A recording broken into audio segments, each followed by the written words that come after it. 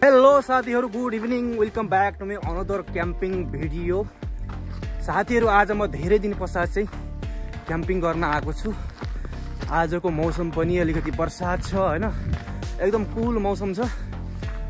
तर म यहाँको वर्षा र अलिकति रिमझिम वर्षा छ र यहाँको यो ओसले, घाँसमा परेको ओसले चाहिँ म भिजिसकेँ हैन। म तल मेरो जुत्तादेखि आधा प्यान्ट पनि मेरो भिजिसक्यो लगभग हैन। अहिले चाहिँ बेलुकाको समयमा वारिपारि एकदमै कुहिरो लागेर चाहिँ एकदमै रमणीय भएको छ। आज चाहिँ फाइनल्ली बेलुकाको समयमा चाहिँ म यो ठाउँमा एकदमै इन्जोय तरिकाले क्याम्पिङ गर्नेछु हैन। तर वरिपरिको दृश्य एकदमै दामी छ, तर कुहिरोले पनि ढकमक्क भएको छ है। तर यहाँ एक किसिमको डर पनि हुन्छ, जङ्गली जनावरहरूको डर पनि हुन्छ। तर जे भए पनि तर जङ्गलको आनन्द नै यही हो हैन। अब जङ्गलमा अलिकति डर भएन भने त जङ्गल नै भएन हैन। अलिकति डर अलिकति केयर पनि गर्नु पर्यो।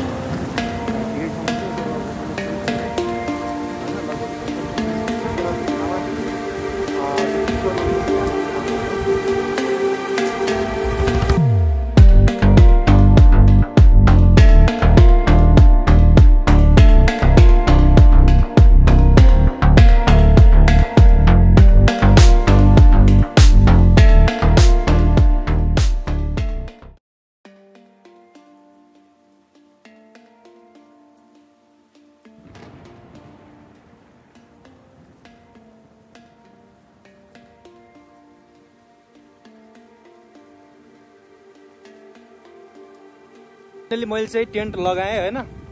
तर यहाँ चाहिँ यसको सर्फेस जुन छ, यो सर्फेस चाहिँ ढुङ्गाको रहेछ।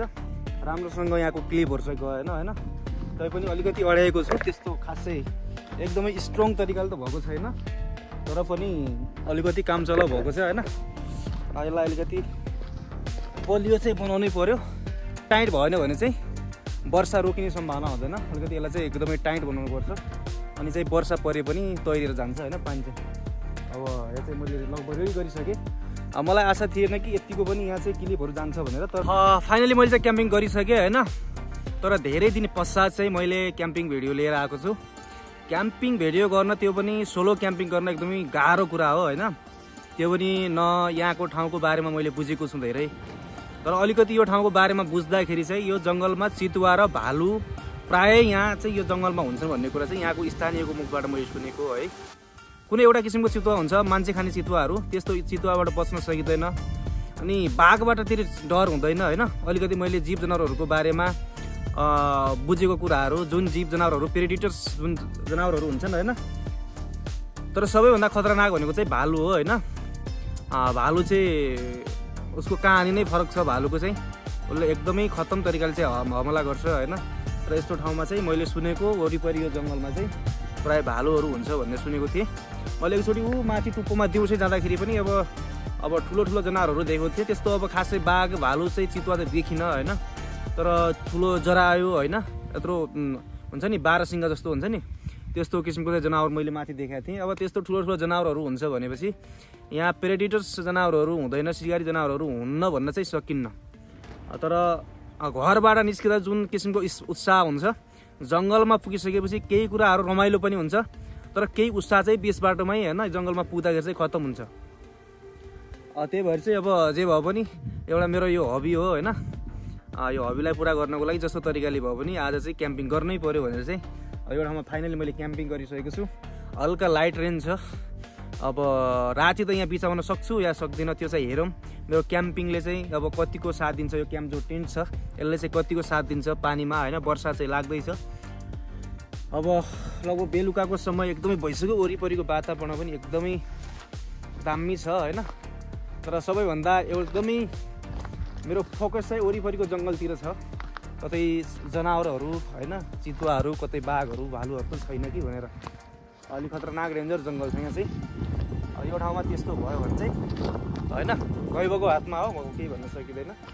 अब हेरौँ आजको मेरो क्याम्पिङ चाहिँ कस्तो हुन्छ। अब म सुरु गर्छु। भोक पनि एकदमै लागिसकेको छ। बिहानदेखिको मेरो प्लानिङ भएर चाहिँ मैले खाना पनि खाएको छैन। आज चाहिँ मैले जङ्गलमै गएर क्याम्पिङमै खाना खानेर भएर चाहिँ खाना पनि खाएको छैन। म यहाँ चाहिँ अब फाइनल्ली आफ्नो सबै कुराहरू जे जे छ राख्नु छ राख्छु। खानेको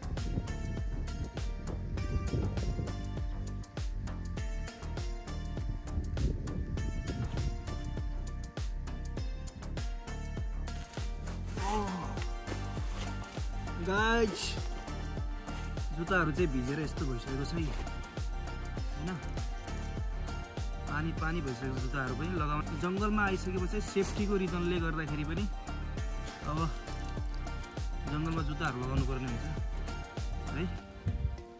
अब चाहिँ भोक पनि एकदमै डह्रो लागिसकेको छ मलाई चाहिँ है। अब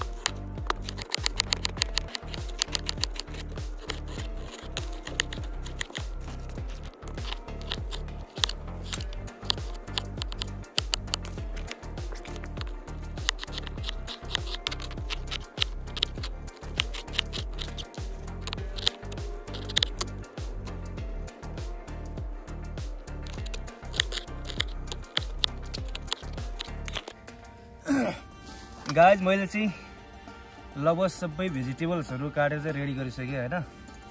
अब मलाई यहाँ चाहिँ चुलो लगाउनुको काम छ बाँकी।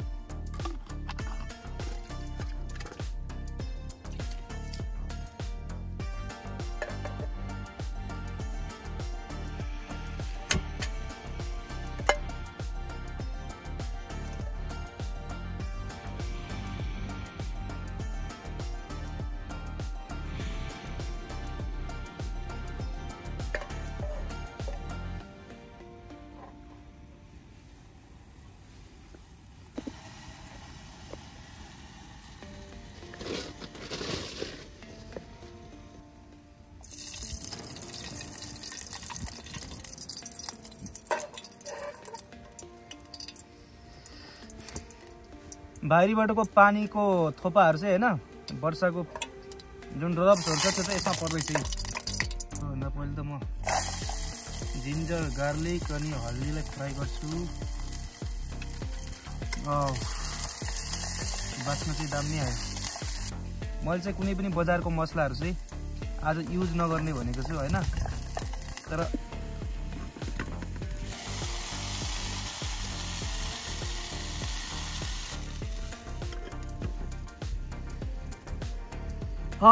गाई जङ्गलको आनन्द भनेको चाहिँ यही हो हैन। तर मैले यो कश्मीरी मिर्च चाहिँ किन ल्याएँ मलाई नै थाहा छैन हैन। यतिकै झोलामा चाहिँ आएको रहेछ। यो चाहिँ खासमा यसमा काम लाग्छ होला र हेरौँ हैन, यसको स्वाद पनि के हुँदो रहेछ। म चाहिँ खान सक्छु या सक्दिनँ, तर पनि मैले चाहिँ आधा केजी चिकन लिएर आएको छु। हाल्नुपर्ने थियो, तर मैले चाहिँ सबैसँगै यसमा हालेँ हैन। तर पनि ठिक छ, भित्र चाहिँ पानी पर्नु भएन, फोहोर पानी हैन। यसलाई चाहिँ पखालेर नै खानुपर्छ खासमा। आधा केजी नै यसमा फुल भइसक्यो हैन। नुन चाहिँ हालेर मिक्स गरिहालौँ हैन, तर नुन चाहिँ हेरेरै थप्नु पर्यो है। यहाँ नुन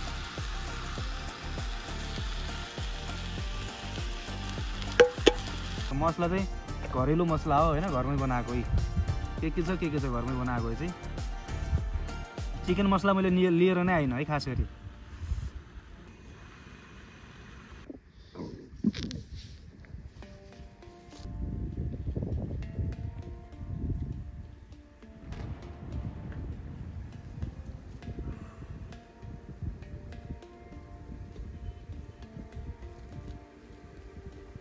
अलिकति वर्षा चाहिँ रोके जस्तो छ।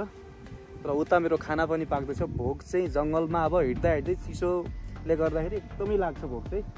तर पनि अब पाक्नुसम्म पनि अब धैर्य गरेन भने चाहिँ अब काँचै खान चाहिँ भएन होइन।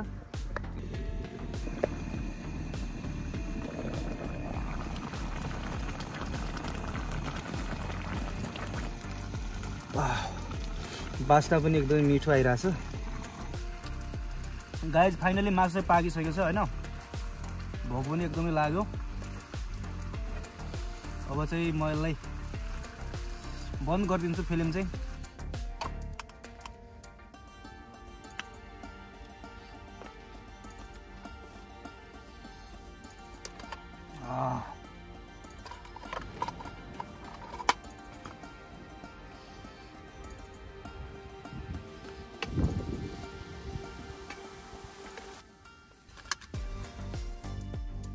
यो कुनै कामको छैन भनेर भन्थे म चाहिँ होइन, कश्मिरी मिर्च। र यो पनि टेस्ट चाहिँ अलिकति गुलियो हुँदो रहेछ है। एक किसिमको अर्ग्यानिक टेस्ट हुन्छ जङ्गलमा चाहिँ।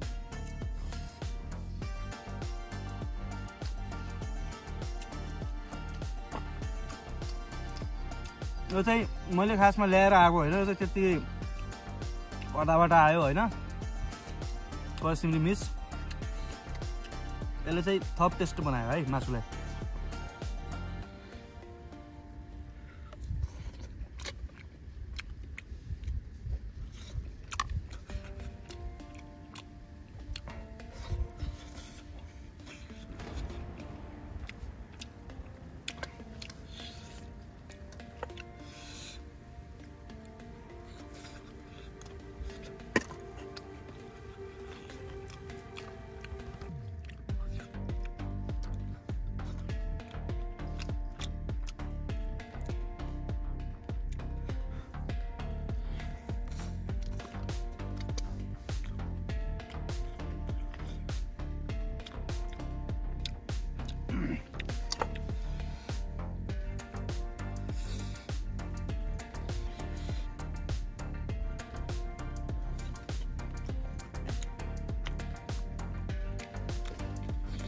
आज फाइनली मैले चाहिँ पेट पनि भरिसकेँ। चिकन पकाएर एकदमै स्वादिष्ट चिकन भयो आज चाहिँ जङ्गलमा होइन, अर्ग्यानिक तरिकाको। पेट पनि भरिसकेँ। लगभग रात पनि परिसक्यो आज, किनभने वर्षाको दिन हो होइन। त्यही भएर पनि चाँडै रात परिसक्यो। आज चाहिँ अँध्यारो भइसक्यो। वरिपरि कुहिरो ढकमक्क भएको छ।